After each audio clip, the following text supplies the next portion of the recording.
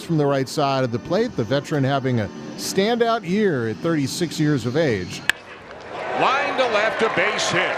Night. Hold on to your caps, baseball extra fans. The Toronto Blue Jays are on fire, but tonight's game against the Rays was a nail-biter that tested their mettle. We're breaking down every pivotal moment, from the playoff race implications to the shocking umpire swap and some truly clutch Blue Jays plays that kept us on the edge of our seats. You won't want to miss how this one unfolded.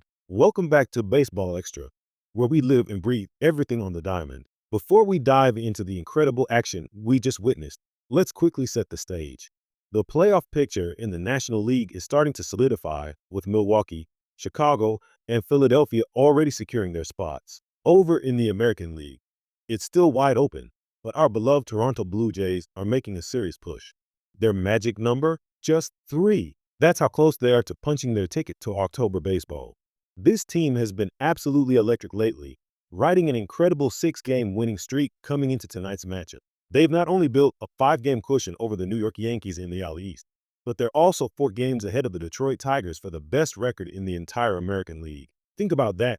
The best in the AL. This kind of momentum is what championships are built on. And every single game now feels like a playoff contest. Tonight, they faced a tough challenge.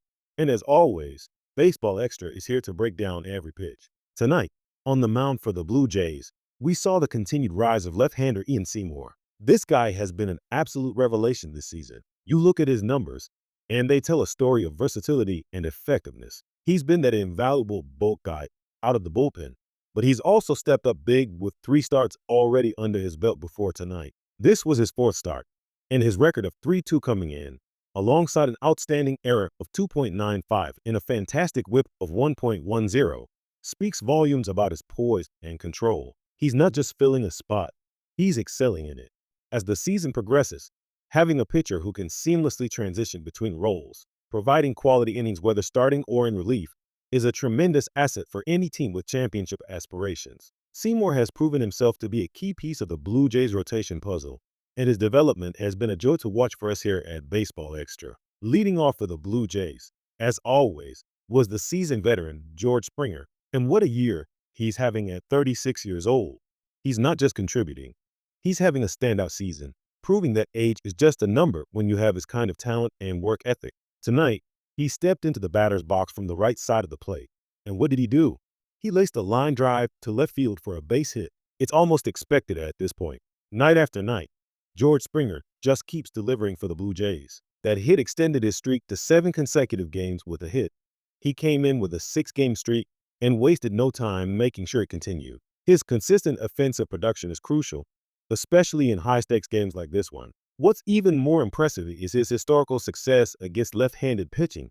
He came into tonight batting an incredible 341 against southpaws this season. That kind of consistent performance from a veteran leader like Springer sets the tone for the entire offense and makes him one of the most reliable Toronto Blue Jays players. The action continued as Alejandro Kirk stepped up, catching and hitting cleanup, a testament to his offensive capabilities. He's batting a respectable 291 and has been a cornerstone for this team. In this early frame, we saw a high pop up to the right side, with Seymour heading out to cover first. A great play by him and the defense to secure the out, showing the Blue Jays' commitment to fundamental baseball. But then, things got a little unusual. As we headed into the bottom of the first, with Kevin Gausman set to take the mound, there was a sudden delay. Home plate umpire Brian Honore appeared to be under the weather and had to leave the game just before the bottom of the first began. This is something you and I have seen many times over the years here at Baseball Extra, and it's always a tense moment.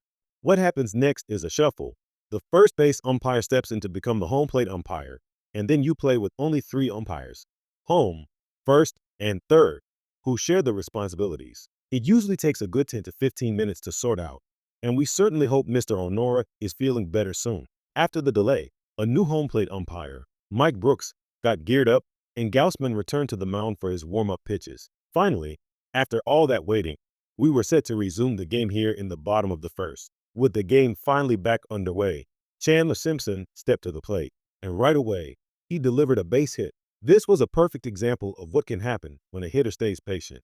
Fastball after fastball after fastball from Gausman, and Simpson, a really good line drive hitter, finally timed one up. He got a pitch he could handle, hit the ball where it was pitched, and then used his speed to get into scoring position. That's a textbook example of smart hitting. And then Yandy Diaz stepped up. He hit a foul ball just inside the first base line, down to the corner, and Simpson scored. The Rays broke out in front, capitalizing on the base hit and putting pressure on Gaussman. You know what you're going to get when you face Kevin Gaussman. He primarily throws two pitches, his fastball and his devastating splitter. You're not going up there looking for a slider. It's fastball, splitter, fastball. Diaz, who came in hitting 6 for 11 in his career against Gaussman, showed his familiarity. Even with the Rays taking the lead, Gaussman showed his resilience. He managed to punch out Gray with a swing and a miss, followed by another strikeout to end the bottom of the first, limiting the damage to just 1 run. The Rays got on the board, but Gaussman settled in. Moving into the second inning, Nick Forts led off with a ground ball to the right side, which found a hole for a base hit. You could almost see the frustration on Gaussman's face. He gets really bad contact, a ground ball the other way, and there's just no defense there because Schneider's pulled up the middle. That ball up and in, or up the middle, ended up getting through. It's those little moments that can swing momentum in a tight game. Then we saw rookie Bob Seymour, a 13th round pick a few years back and a big slugger at A this year. On first, there goes the runner, but the ball was lined and caught by Clement, who then just put the tag on Fort for the unassisted double play. What a heads-up play. The runner going actually brought Clement closer to second, making it an easy tag and an inning-ending double play. Those are the kinds of defensive gems that can completely change an inning and prevent big rallies. Later, we saw a leadoff walk, exactly what you don't want to do when facing the number 9 hitter, but it happens. Yans had a fantastic series, and he's now up to 297. Then, a line drive hit Williams, deflecting right into his ribs. That's the first thing you're concerned about in that moment, the player's safety. He took it like a champ. Nowhere for him to go. A scary moment, but thankfully, he seemed okay. Gaussman then buckled down, getting a swing and a miss for strike 3 against Crow, putting him away with a strikeout.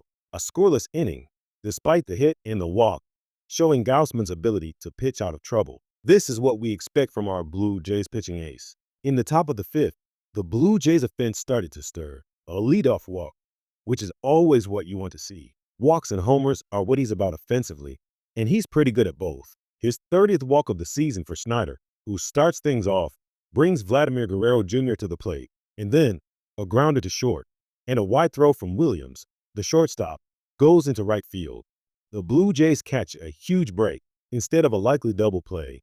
It's now first and third with nobody out. Those are the moments you'll have to capitalize on, and the Blue Jays did just that. Alejandro Kirk then stepped up, driving a ball deep to center. Simpson went back to the wall and made the catch. Chandler Simpson with an incredible catch to take what would have been a 3-run home run away from Kirk. As it was a long, loud sacrifice fly to tie the game at 1. But it could have been so much more. You got 2 outs on 2 pitches, and Simpson was forced to make that play. What a defensive highlight. But then, a line drive to the right side, warning track, and he's on his way to second for his second double of the night. Yandy Diaz, after Simpson got to the splitter there, gave the Rays the lead with a base hit. Chandler then ran, and he took all 4, putting 2 men on. Junior Cabana came to the plate, and on a 3-2 count, he got it. Gaussman made a big pitch when he really needed it, throwing 3 straight splitters to strike out Crow and end the 5th inning, keeping the game tight. As we headed into the bottom of the 7th, it was still a low-scoring affair, tied at 1. Kevin Gaussman had delivered 6 strong innings, allowing just 1 run, a fantastic outing from our ace. But now, Ariel Rodriguez was on the mound. Williams, who had walked and grounded out earlier, was up with 1 strike in the count. He lifted it into left center field, and that's going to be in there.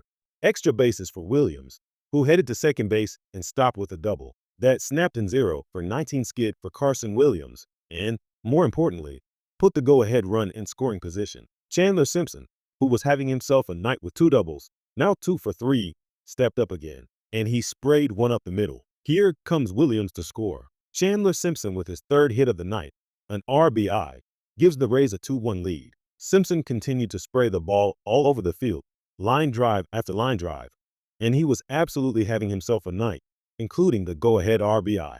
That's a tough break for the Blue Jays after Gaussman's excellent outing. As we headed to the top of the 9th inning, it was the last chance for the Blue Jays. Pete Fairbanks was on the hill for the Rays, looking to close it out.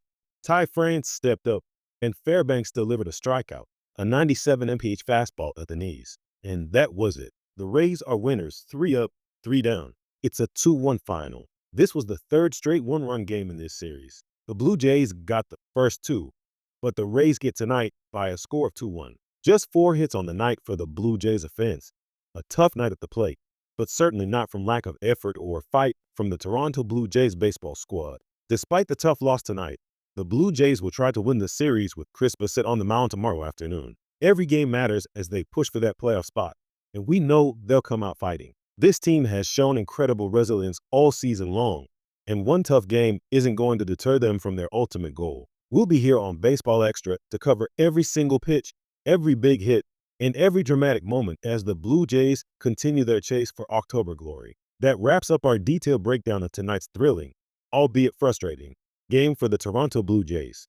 We hope you enjoyed this deep dive into the action. If you loved our organic and authentic coverage of Blue Jays news and highlights, make sure to show us some love. Don't forget to like this video, subscribe to Baseball Extra for more in-depth baseball analysis, and hit that notification bell so you never miss an update. We're your go-to source for everything baseball, and we appreciate your support.